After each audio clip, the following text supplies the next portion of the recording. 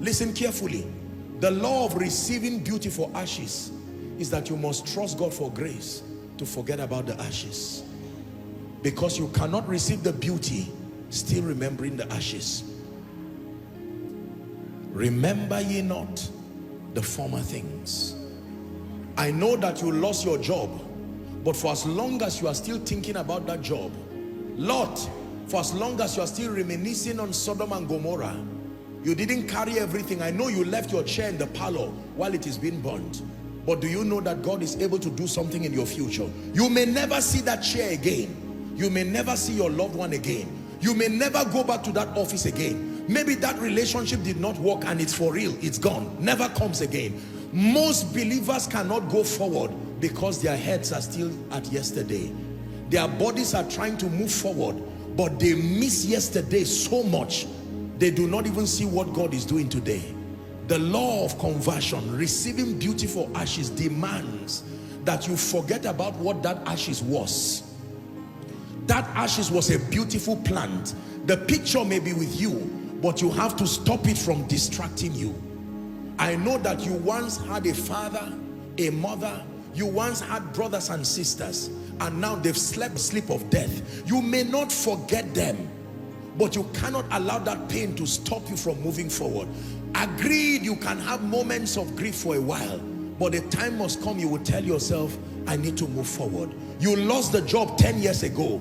The company has even been folded.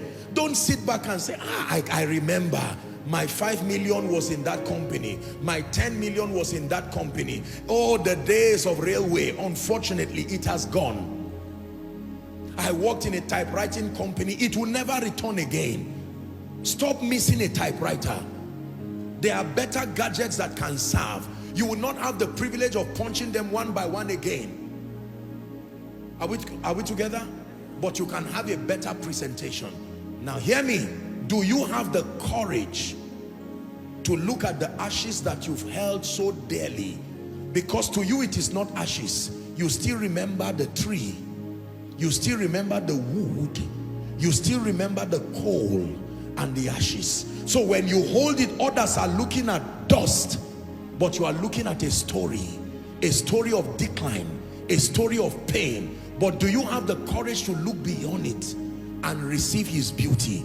Jesus is saying, give me the ashes.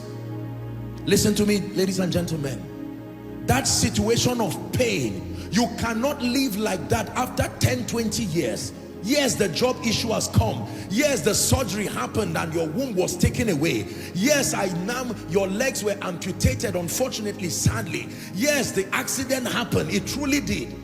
Yes, this happened. You lost your job. Yes, you went to jail for 5 years. Now you are released and your life, listen, meditating on yesterday and remaining there is like holding on to the ashes.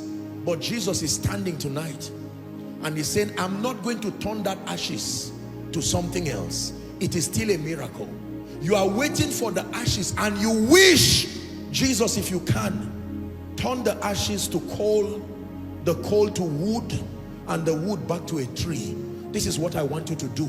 Are you not the God that turned water to wine? And then he says, I'm also the God that gives beauty for ashes.